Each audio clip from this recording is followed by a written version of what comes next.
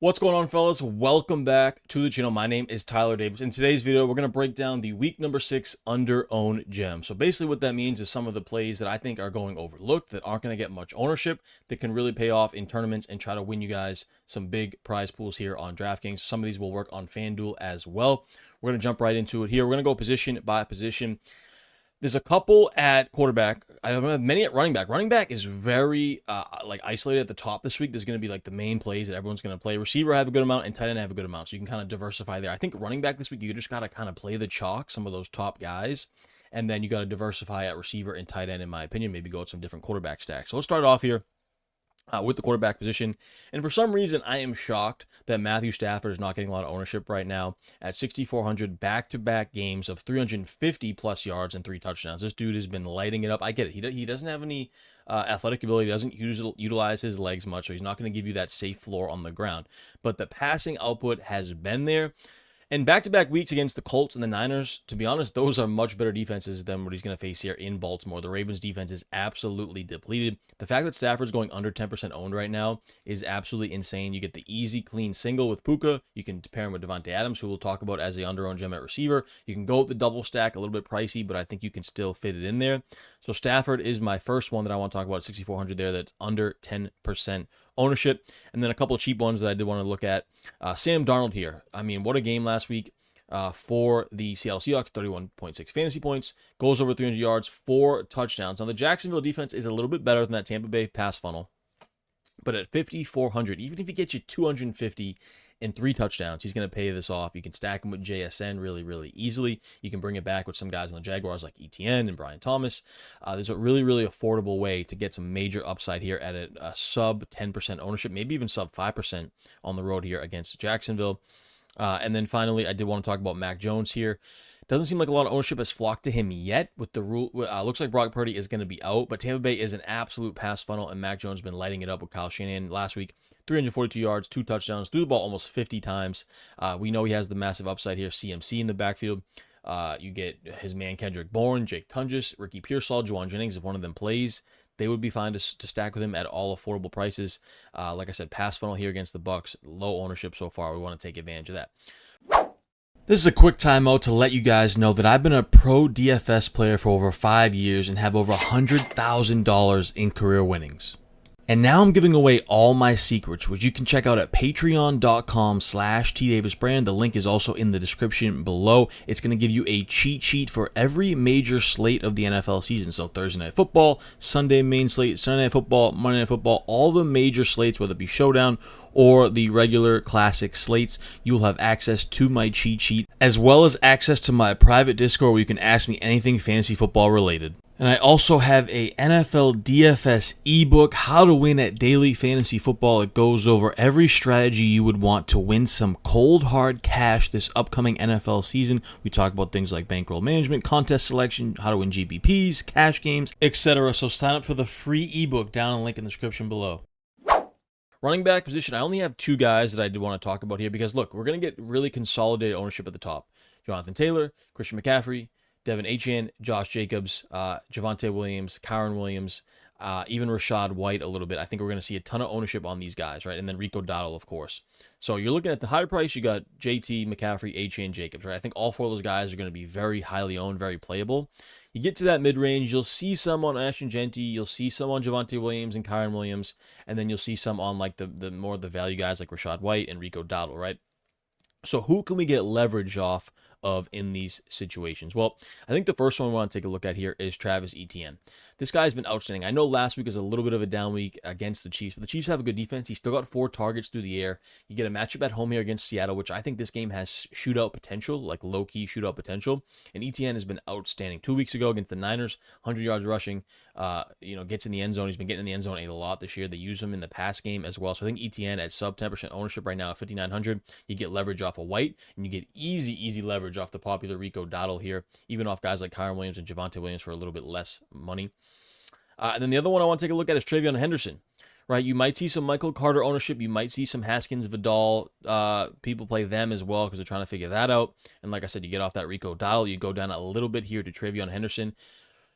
Antonio Gibson blows his knee out. Ramondre Stevenson's the only other running back they have, and he has been fumbling like crazy. I think he's got 8 fumbles in his last certain amount of games. A fumble last week. He had a couple fumbles the week before. This guy just cannot hang on to the ball. They don't trust him. You got to give Travion Henderson the rock here. I know it's not exciting. It's a little bit risky, but they're going to figure out a way to get Travion Henderson involved here in a smash matchup against the New Orleans Saints. They're going to find a way to utilize this guy here. Get him the rock. All right, let's go over to the receiver position. We have a bunch of guys we want to take a look at. You're going to see tons of ownership here on Puka Nacua, rightfully so. Ravens defense is terrible. Puka is on pace for 1,000,000 catches, 1,000,000 yards this year. Dude has 52 catches and 588 yards through 5 weeks. Like, it's absolutely just outrageous. So I think you're going to get a little leverage off him. You get JSN here, 7,600. The easy low-owned stack is Darnold to JSN, right? Then you run it back with ETN, who was low-owned, like I mentioned, and as well as Brian Thomas Jr. Clean game stack right here. Situation JSN, not much ownership is going to go to him because I think you're going to see a lot of guys on Emeka Ibuka.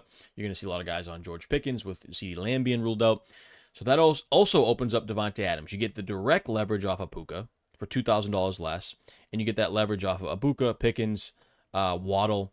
So I like Devontae Adams here, and he's been outstanding, right? I know it's the Puka Nacua show. He's the number 1 guy, but Devontae Adams has been a number 1 receiver, even though he's number 2 on his team. Like any other team, Devontae Adams would be a number 1 receiver this year. He's been a strong fantasy asset. You're going to get low ownership there, much lower than Puka. You can take advantage with some direct leverage in that spot. Then you get some of these Chargers guys. I actually think the ownership is going to flock to Keenan Allen here at 5,600. So that kind of opens up Quentin Johnston and Ladd McConkey. McConkey finally broke through last week, 7 targets, only 39 yards, but does get in the end zone. Do we see that continue to keep happening going forward? I think so. And you get a smash matchup against the Dolphins. The Dolphins defense is atrocious. I think they have a little bit of the firepower in order to keep up with the Chargers here. A bounce back spot for Justin Herbert after, a couple bad weeks. Plus they lose Amari Hampton, so they're going to have to pass the ball more just in general. That opens up Quentin Johnston and Ladd McConkey as some low-owned pieces to this offense. Michael Pittman here at 5,400. You're going to see tons of ownership on Tyler Warren. Rightfully so. He's one of the best tight ends. He's been balling, but you get that direct leverage off of Warren here for Pittman at 5,400, who has been just always solid. This guy feels like he always gets 15 fantasy points and has upside for more every single week in a winnable game against the Cardinals here. Then you got tons of ownership going to Chris Olave at 5,100, right? So you get a little bit of that ownership off of him to Michael Pittman. Also, I like Romeo Doubs here. I don't think he'll see too much ownership because that Packers offense, you never really know who to trust, but you get that direct leverage off of Olave here at 5,200. And then a couple of cheap options that I did want to mention here with the rule. Chris Godwin is out. Mike Evans is out. Bucky Irving is out. So Sterling Shepard at 3,800. It's not like the sexiest play.